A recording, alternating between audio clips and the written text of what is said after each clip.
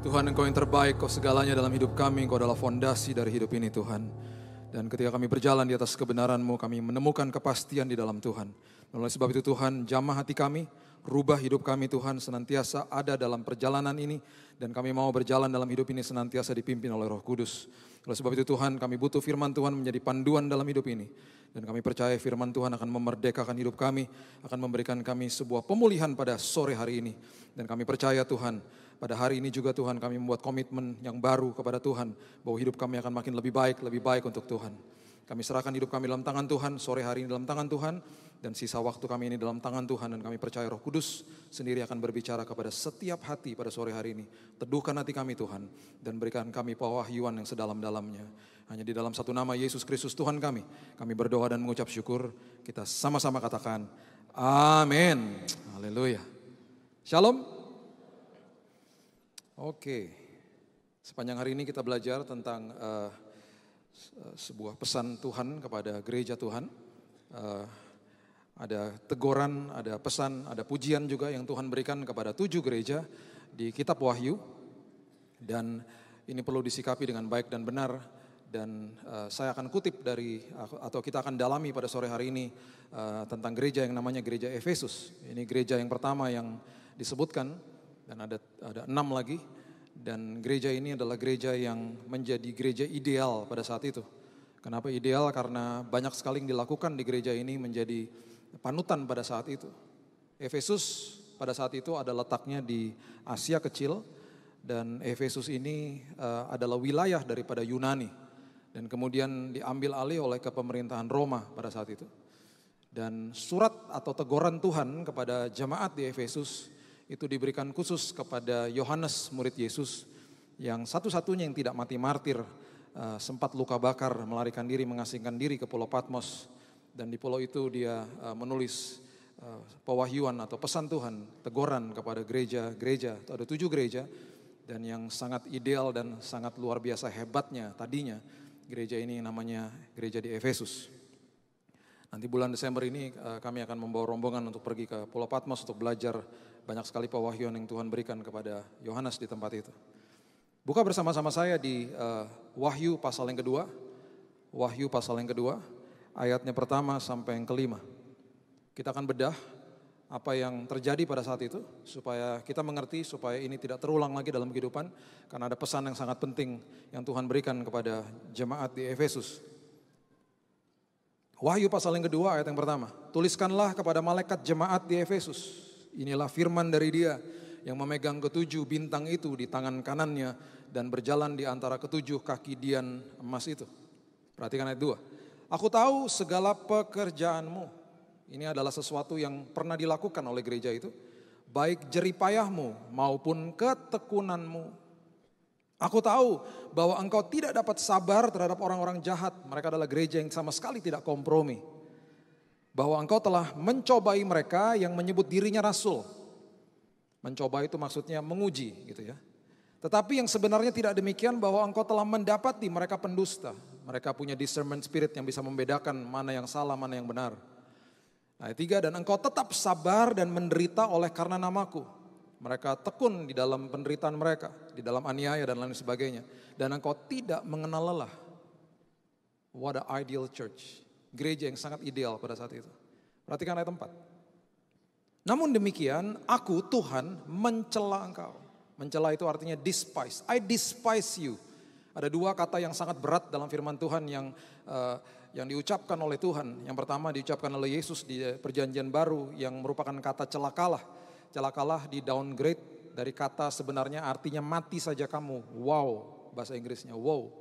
Itu diucapkan kepada orang Farisi yang sering menghakimi.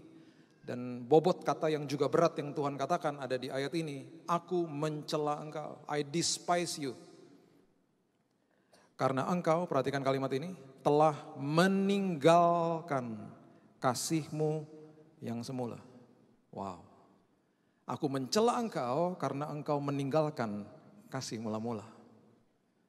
Ayat yang kelima dikatakan, sebab itu ingatlah betapa dalamnya engkau telah jatuh. Ini akibatnya kalau engkau meninggalkan kasih mula-mula.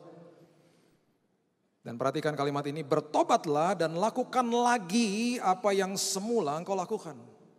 Lakukan lagi apa yang semula engkau lakukan. Go back to the first love. Kembali ke dalam kasih mula-mula. Itu maksudnya. Jika tidak demikian, aku akan datang kepadamu dan aku akan mengambil kaki Dianmu dari tempatnya jikalau engkau tidak bertobat. Dengan kata lain, kaki Dian diangkat itu berarti kemuliaan Tuhan hilang dari gereja itu. Berarti rancangan rencana Tuhan hilang dari kehidupan itu. Matius 25 mengatakan ketika talenta satu tidak dikelola dengan baik, talenta itu diambil dipindahkan kepada orang yang bisa mengelola. Karena kerajaan surga selalu mencari partner untuk bekerja sama dan menjadi pengelola yang hebat. Ketika engkau tidak kembali ke dalam kasih mula-mula, kaki Dian itu aku angkat. Kemuliaan itu tidak ada lagi padamu. Rencana dan rancanganku yang begitu dahsyat atas hidupmu, terangkat dari hidupmu. Go back to the first love. Kenapa itu begitu penting? Kenapa itu begitu luar biasa? Tadi kita sudah baca di ayat yang kedua dan ketiga, gereja itu tadinya dahsyat. Ada kandungan-kandungan di dalam ayat ini yang sangat luar biasa ketika manusia berjalan di dalam kasih mula-mula. Saya akan berikan judul 6P atau 6 P's. Huruf P. Yang saya akan berikan judulnya dalam bahasa Inggris saja supaya saudara mengerti karena ini ada hubungannya dengan ayat ini. P yang pertama adalah passion. Orang yang ada di dalam kasih mula-mula pasti ada passion atau gairah yang luar biasa. Dan passion atau gairah itu adalah sesuatu yang mendorong manusia sehingga ketika manusia mengalami kasih mula-mula, dia melakukan hal-hal yang luar biasa. Kenapa luar biasa? Karena kasih mula-mula selalu memperhatikan dan kemudian mendahulukan kepentingan pihak kedua. Selalu begitu. Baik itu terhadap manusia atau terhadap Tuhan. Selalu yang dipentingkan pihak kedua. Itu bobot atau itu kehebatan daripada kasih mula-mula.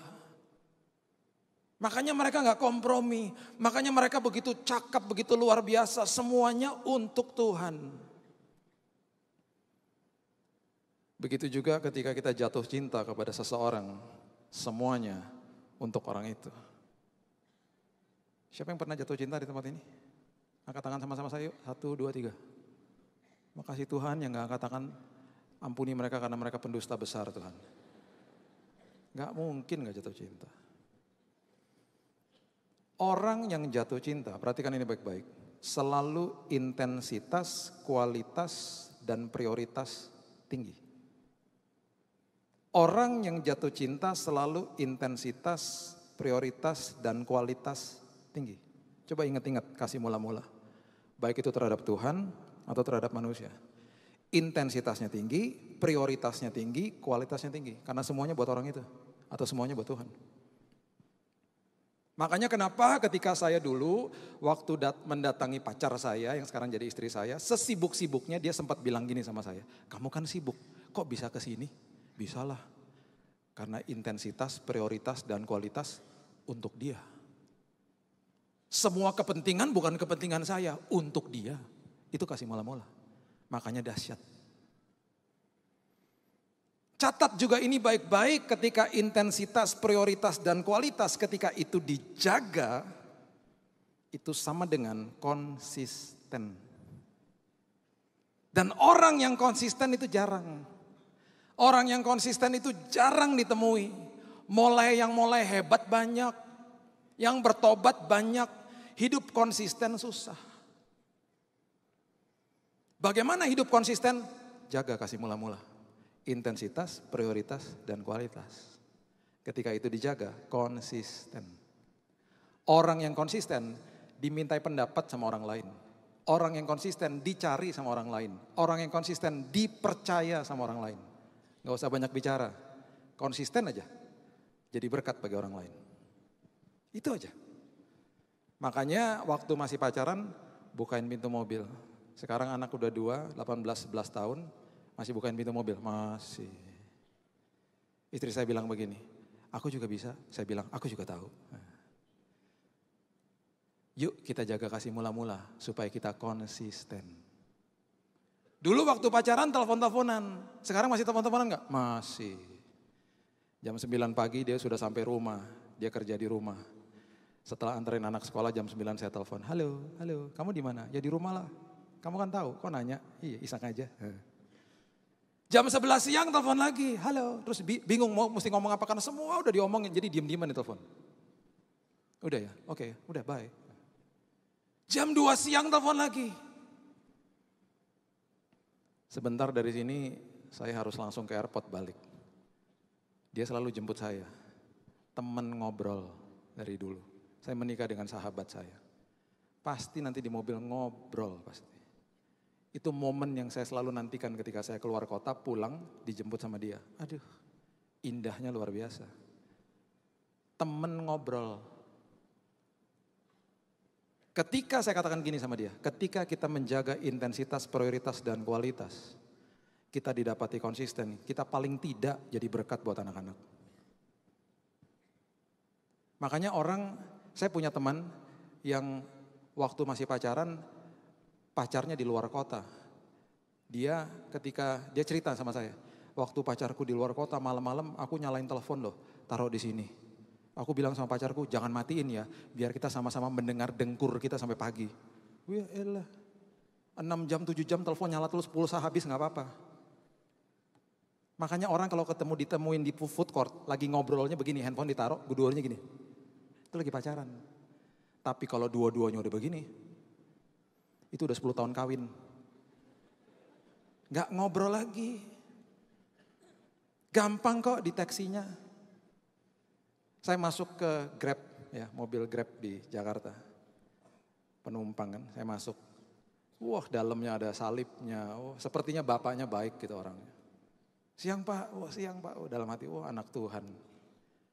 Baru jalan berapa kilo dapat telepon. Dapat telepon tiba-tiba dia marah-marah. Iya, kenapa?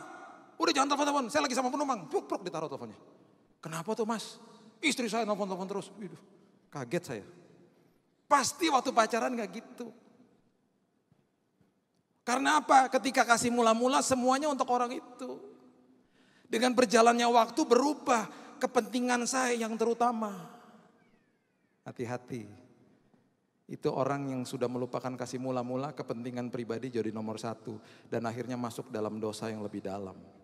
Begitu juga dengan Tuhan. Awalnya cinta Tuhan, buat Tuhan semua. Tapi dengan berjalannya waktu seringkali berubah kepentingan saya nomor 1. Kita minta, kita tagih dan kita berikan kondisi dan syarat kepada Tuhan. Akhirnya ujung-ujungnya kecewa sama Tuhan. Karena lupa sama kasih mula-mula. Kalau kasih mula-mula semuanya untuk Tuhan kok. Gak ada kondisi apa aja Tuhan yang terbaik terserah Tuhan. Gitu. Makanya diajak ngopi orang yang baru bertobat susah. Kamu ngopi sama aku hari Senin bisa gak? Gak bisa. Kenapa? FA. Ya elah. Hari Selasa gak bisa, FA kedua. Banyak banget FA-nya. Iya. Rabu gak bisa, kebaktian tengah minggu. Banyak banget sih Betania acaranya. Kamis gak bisa, FA ketiga. Banyak banget sih FA-nya. Iya, semua rumah aku datengin. Makan gratis, kurang ajar. Jumat gak bisa, aku ikutan sama anak musik, latihan musik. Sabtu gak bisa, Youth. Lah Yud kamu kan udah tua, jangan salah. Sekarang kadang-kadang sekolah minggu aku datengin kok. Haus firman. Firman anak-anak aja aku dengerin. Kebaktian WBI kaum ibu aja aku dengerin sampai aku diusir. Minggu, nggak apa lagi minggu. 4 kali nginden 4 kali. Dari pagi sampai sore. Sepanjang hari itu dinginden, iya. Kan di jeda-jeda ibadah kan bisa ketemu, nggak bisa. Aku nyapu-nyapu bersih-bersihin toilet malahan. Cinta sama Tuhan, cinta. Aku lagi dalam proses minta-minta kunci gereja, kalau bisa aku yang pegang kunci gerejanya. Kalau bisa aku nginep di gereja. Cinta kepada Tuhan. Orang kayak gitu tungguin aja 6 bulan. Tanya lagi, bisa ngopi gak sekarang? Bisa lah, fleksibel sekarang waktuku. Udah gak gereja tiap hari? Enggak lah, FA cuma butuh sekali. Ibadah yang sore aja jam 5 cukup. Fleksibel. Saya gak bilang saudara harus ke gereja tiap hari.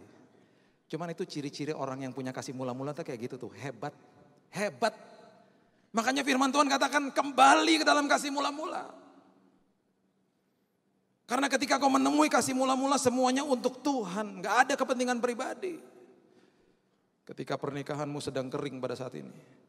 Kembali ke dalam kasih mula-mula. Ketemu sama pasanganmu. Bahas apa yang kau telah lakukan dulu waktu engkau sedang pacaran. Jaga itu. Makanya saya sangat setuju dengan kata-kata tadi. Successful Bethany family, keep the fire. Keep the fire. Karena ada kandungan yang dahsyat di dalam kasih mula-mula. P yang kedua. Namanya planning. Buka bersama-sama saya di ayat yang tadi. Wahyu 2 ayat yang kedua mengatakan begini. Wahyu 2 ayat yang kedua. Aku tahu segala pekerjaanmu, baik jerih payahmu. Bahasa Inggrisnya adalah deeds and hard work. Deeds artinya action performed with intent. Sesuatu yang dilakukan dengan perencanaan yang hebat. Deeds and hard work. Pekerjaan dan bekerja dengan sangat giat dan jerih payah.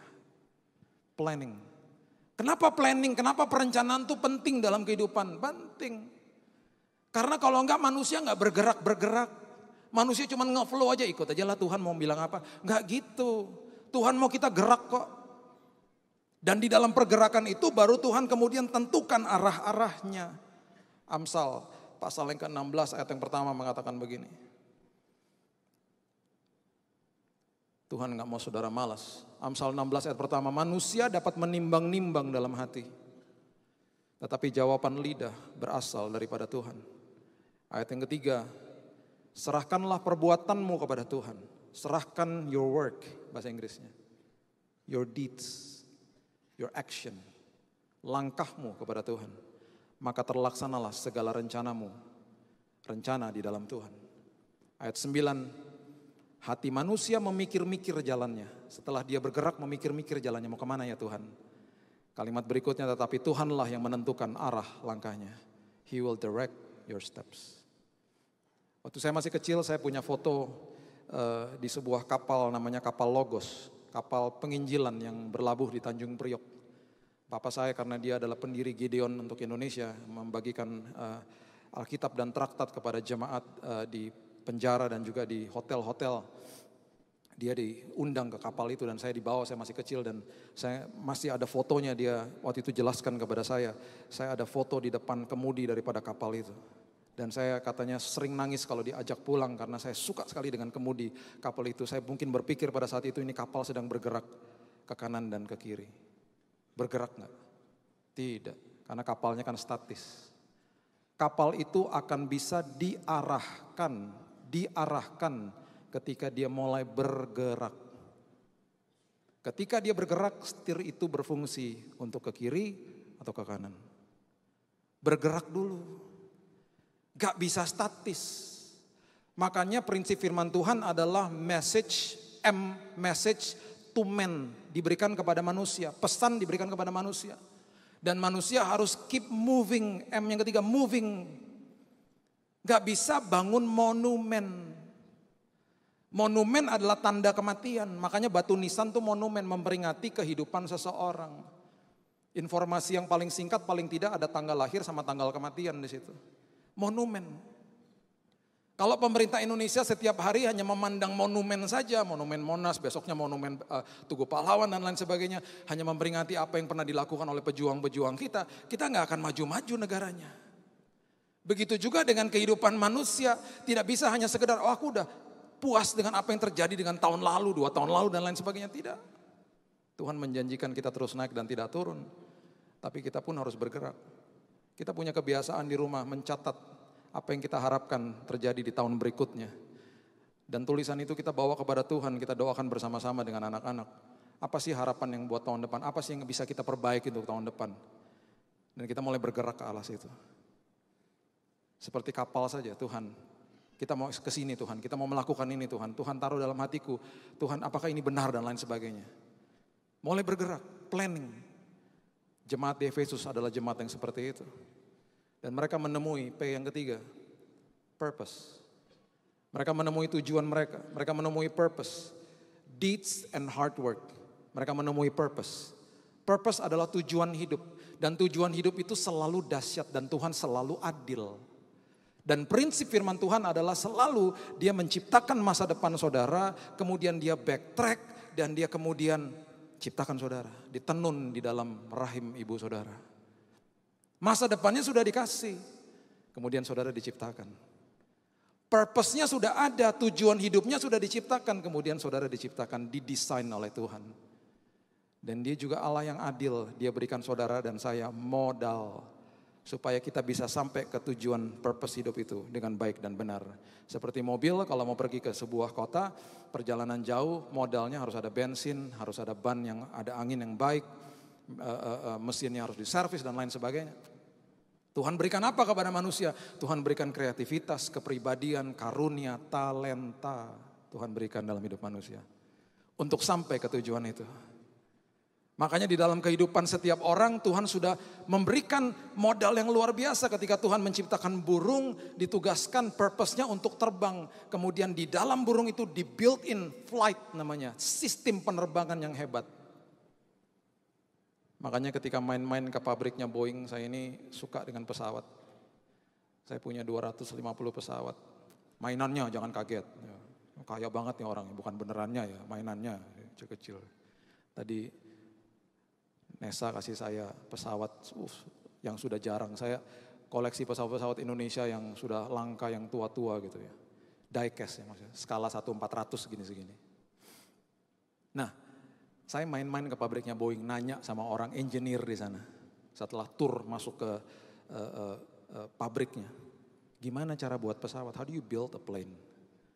Oh, kita purpose-nya kita tulis dulu. Kita brainstorm, kita tulis tujuan pesawat ini untuk apa. Bisa tahan ini, bisa tahan itu. Untuk penerbangan jarak sekian. Kemudian harus hemat bensin berapa persen dari pesawat yang terdahulu yang sudah pernah dibangun. Dengan purpose itu, dengan tujuan itu baru kita masuk ke drawing board. Baru kita kemudian baru desain pesawatnya. Saya teringat dengan sistem kerajaan surga. Oh memang begitu ya Tuhan. Pencipta kita adalah pencipta yang agung sampai-sampai kehidupan roda, kehidupan manusia pun akhirnya harus begitu. Diberikan masa depan purpose-nya, baru kemudian manusia dibuild. Makanya kenapa saudara dan saya tidak salah, kita lahir di keluarga yang tidak pernah salah. Tuhan sudah tentukan dari awal yang terbaik bagi saudara dan saya. Makanya kenapa paling tidak kita bisa mendeteksi apapun kehebatan yang Tuhan berikan dalam hidup ini, paling tidak dari beberapa hal-hal yang kita pelajari lah dalam hidup ini. Ada contohnya misalnya tes kepribadian. Itu aja saudara bisa menemui bahwa setiap orang itu beda-beda. Ada yang dominan, intim, stabil, cermat dan lain sebagainya. Istri saya pernah ambil tes itu, dia dideteksi intim. Orang intim itu punya kelemahan. Semua personality traits ini, semua kepribadian ini punya kelemahan dan kelebihan. Orang intim kelemahannya apa? Dia bisa buat janji kepada 3 orang dalam waktu yang bersamaan loh. Kalau dia belum dewasa ya. Jam 8 kamu nonton sama aku, bisa? Nonton Avengers yuk. Jam 8 ya? Oke. Teman kedua datang. Jam 8 ke mall sama aku, bisa? Ke mall. Jalan-jalan di mall. Bisa. Orang ketiga loh datang. Teman ketiga. Nanti malam ke rumahku aku buatin makanannya. Bisa gak jam 8? Bisa deh. Gitu. Dibisain loh 3-3-nya. Karena orang intim. Susah bilang tidak. Semua diayain karena seru bagi dia. Nanti jam 8 dia kebingungan sendiri. Dia bilang ini, aku pergi nonton aja. Teman yang ngajakin ke mall marah-marah, teman yang ngajakin ke rumahnya marah-marah.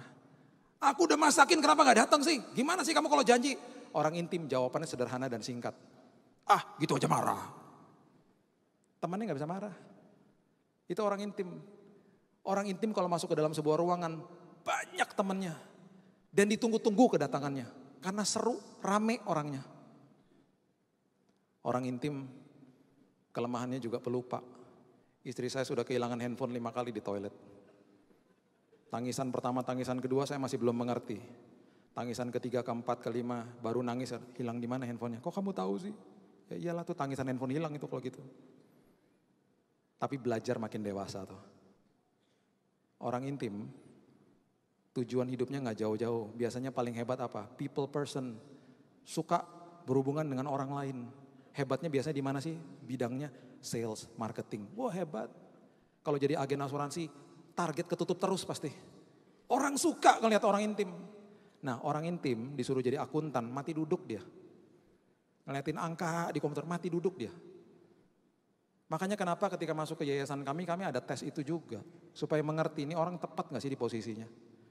Saya ini dideteksi stabil cermat. Kelemahannya apa? Kurang fleksibel, kaku. Kebanyakan planning. Planning terus gak jadi-jadi misalnya. Istri saya bilang gini, kamu tuh fleksibel dikit dong. Jadi dari hal ini saja akhirnya kita belajar mengerti, belajar mengampuni, belajar submission, belajar menerima satu sama yang lain. Karena setiap orang punya kehebatan masing-masing. Jangan kubur mimpi anakmu, saudara. Semua profesi yang Tuhan berikan itu dari surga adanya.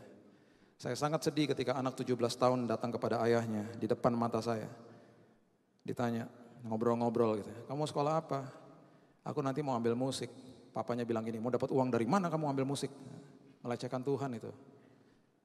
Enggak semua profesi itu harus jadi dokter, insinyur, ekonom, enggak begitu. Ada yang orang-orang yang Tuhan ciptakan jadi artis, jadi pelukis, jadi musisi.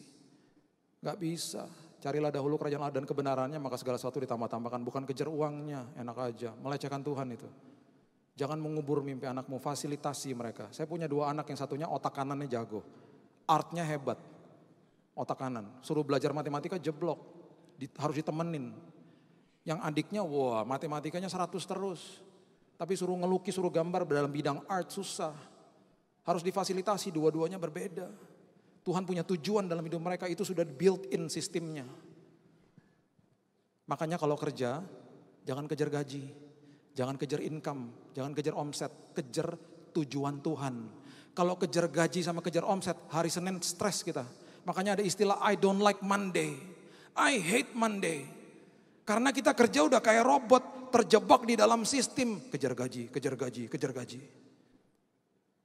Makanya ketika orang naik motor pagi-pagi mau berangkat kerja di Jakarta, kalau hari Senin pagi mukanya mesem semua karena hari Senin. Ngeri. Jangan berani-berani senggol, marah-marah pasti. Tapi kalau sudah hari Jumat sore semuanya di motor begini. Karena mau weekend. Mau disenggol juga gak apa-apa. Ayo mas, makasih mas. Ini udah ibadah terakhir loh. Muka-mukanya gak ada yang mesem kan. Seneng-seneng semuanya ya. Karena besok kita akan katakan I love Monday. Karena berarti hari yang baru, kesempatan yang baru untuk kerjakan tujuan yang Tuhan tetapkan dalam hidupku. Gak usah stres, jangan kejar gaji, jangan kejar omset, kejar tujuan Tuhan. Merdeka hidupnya. Passion, planning, purpose. P yang keempat. Coba buka Wahyu pasal yang kedua. Ayat yang kedua tadi. Di bagian terakhirnya dikatakan begini. Aku tahu segala pekerjaanmu, baik jeripayahmu maupun apa? Ketekunanmu. Kemudian ayat 3 dikatakan begini.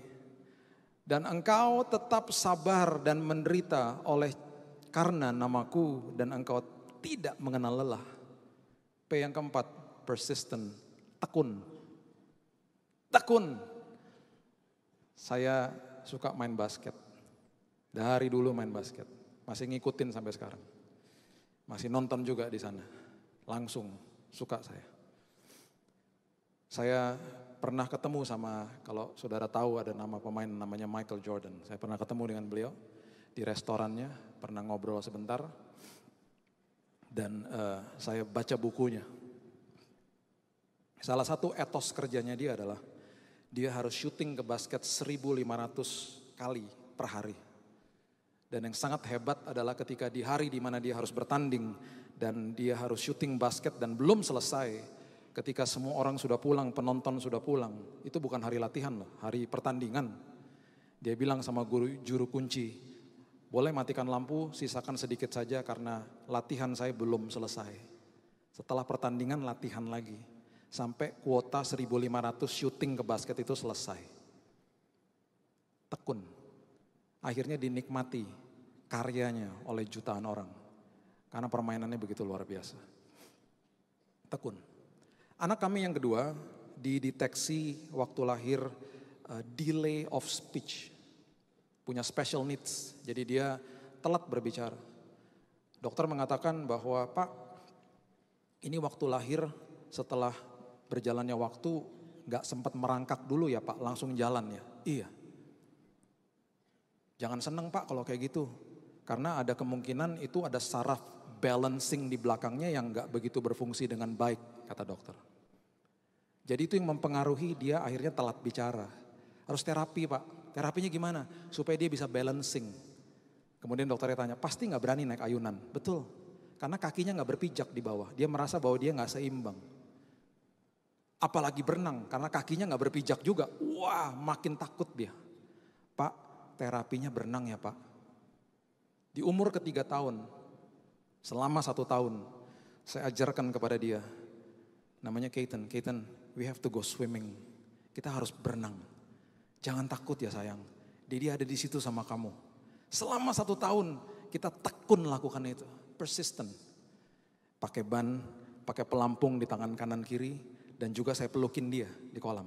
Wah, baru masuk kolam udah jerat-jerit, Dad. Dan selama perjalanan itu pelan-pelan bannya dicopot. Pelampungnya masih ada, masih dalam pelukan saya. Juga jerat-jerit. Step berikutnya masih pakai pelampung, saya dorong lebih jauh sedikit dari saya. Oh itu berteriak. Berteriak dia. Karena dia gak ada di dalam pelukan saya. Saya pun kasihan dan tidak tega. Dan itu kami lakukan sampai 1 tahun. Anak itu sekarang sudah 11 tahun. Cerewetnya minta ampun. Ngomong gak berhenti-berhenti. Dan berkali-kali dia pernah masuk ke dalam kolam ketika dia masih umur sekitar 5-6 tahun. Dia nyebur di kolam. Ada seorang bapak yang berteriak, Pak anaknya gak nongol-nongol Pak. Tenang Pak, nanti di ujung sana nongol Pak. Dan benar, masuk ke dalam, gak keluar. Di ujung sana keluar. Dia ngambil koin. Dia lempar koin ke kolam. Dia menyelam. Bapak itu gak tahu pergumulannya, prosesnya. Persistent. Jemaat di Efesus adalah jemaat yang tekun. Itu adalah kandungan daripada kasih mula-mula. Makanya orang yang kasih mula-mula pasti tekun. Pasti menjaga intensitas, prioritas, dan kualitas. Dan konsisten kalau itu dijaga. P yang kelima, people. Wahyu pasal yang kedua, ayatnya yang kedua bagian yang B mengatakan begini. Aku tahu segala pekerjaanmu, baik jeripayahmu maupun ketekunanmu. Kemudian dikatakan, aku tahu bahwa engkau tidak dapat sabar terhadap orang-orang jahat. Bahwa engkau telah mencobai mereka yang menyebut dirinya rasul. Tetapi sebenarnya tidak demikian, bahwa engkau telah mendapati mereka pendusta. Mereka sangat cakap memilih orang-orang yang masuk dan dekat terhadap hidup mereka supaya mereka tidak dipengaruhi dengan pergaulan yang buruk. Amsal mengatakan bergaul dengan orang bijak menjadi bijak, berteman dengan orang bebal menjadi malang. Amsal mengatakan itu. Saya punya prinsip dalam hidup ini, punya layer-layer pertemanan. Contohnya kalau di rumah ada tukang gojek datang, itu pasti letaknya di luar pagar. Ada orang-orang dari komunitas, dari RT yang datang, letaknya mereka boleh masuk ke rumah tapi di ruang tamu misalnya. Ada kerabat, teman yang dekat atau keluarga pasti masuk ke dalam ruang tamu dan bisa makan bersama di meja makan kami. Dan saya mempunyai hanya 2 teman, sahabat saya, my best friend, yang bisa sampai masuk ke kamar saya ketika istri saya gak di rumah. Pernah satu waktu pagi-pagi saya bangun, tiba-tiba saya terkaget-kaget karena ada sahabat saya sudah tiduran di sebelah saya sambil nonton TV. Dari jam berapa kamu di sini? Hehehe. Masuk sampai kamar. Ada layer-layernya. Dan di dalam proses ini tidak boleh menghakimi.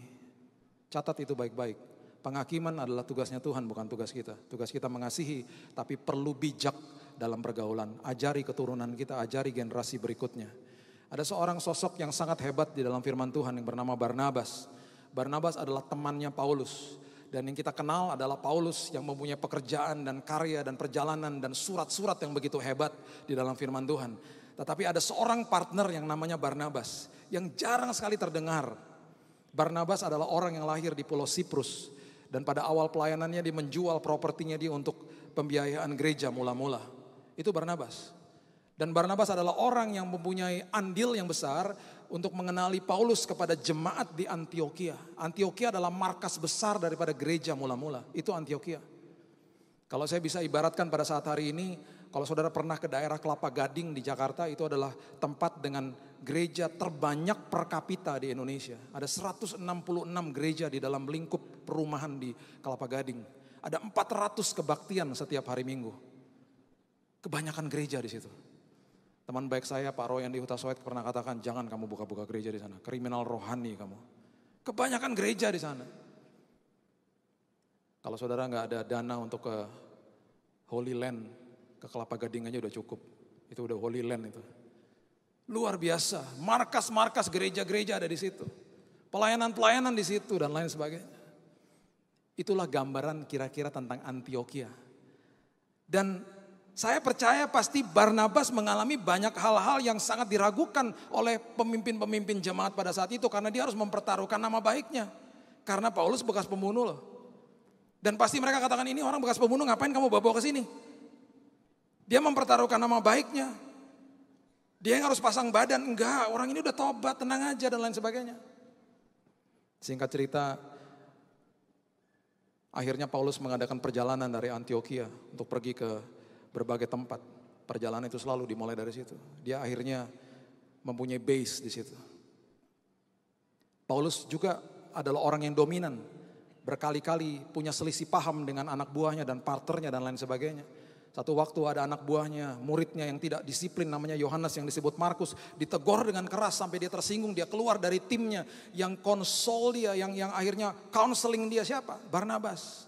Namanya gak terdengar.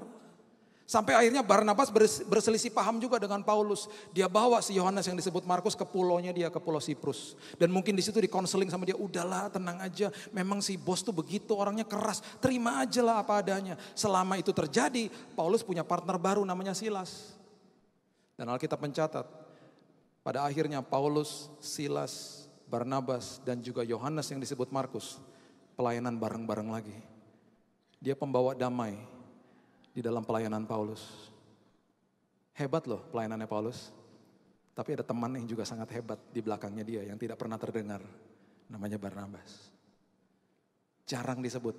Dia siap menjadi orang nomor 2. Jadi teman yang luar biasa. People.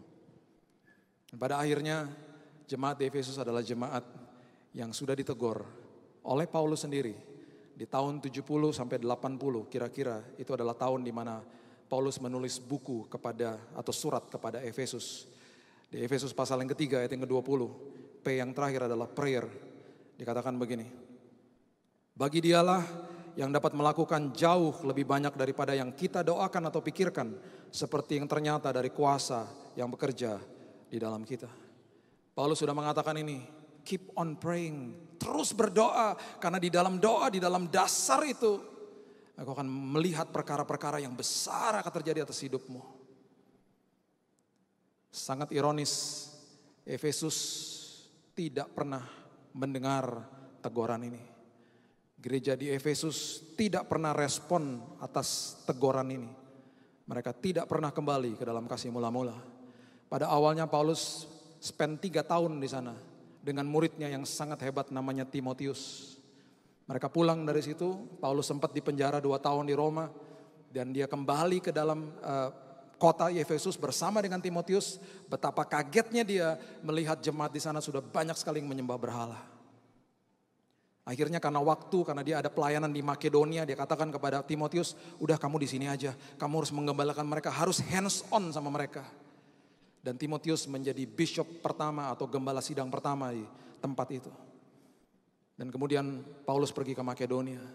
Di sekitar tahun 64 atau 65 saya lupa. Dari Makedonia Paulus menulis surat kepada Timotius yang pertama. Dan tahun 69 Paulus menulis surat kepada Timotius yang kedua dari Roma. Dan yang sangat tragis, di tahun 97 di umur yang ke-80 Timotius dirajam dan dipukuli sampai mati di kota Efesus. Karena ketika ada parade di kota itu yang menyembah berhala, ditegur oleh dia. Mereka gak suka dan mereka membunuh gembala sidangnya yang bernama Timotius. Efesus tidak pernah recover. Efesus adalah gereja yang akhirnya hancur-hancuran. Sekarang kalau saudara pergi ke kota itu hanya tinggal puing-puing belaka. Ada di negara Turki, jumlah penduduknya 80 juta, orang Kristennya hanya 3% sekarang. Gereja yang tidak pernah kembali ke dalam kasih mula-mula. Dan kaki diannya diangkat oleh Tuhan. Kemuliaan Tuhan sirna atas tempat itu. Biarkan ini menjadi pembelajaran bagi kita semua di tempat ini. Dan saya percaya Betaningin adalah jemaat yang selalu kembali ke dalam kasih mula-mula. Dan selalu mempertahankan kasih mula-mula. Dan saya percaya di dalam kasih mula-mula ada kandungan-kandungan yang hebat, yang luar biasa. Ada passion, ada planning, ada purpose, ada persistency. Kemudian ada people oriented dan prayer di dalam hidup saudara. Dan saya percaya kemuliaan Tuhan terus ada bersama-sama dengan saudara.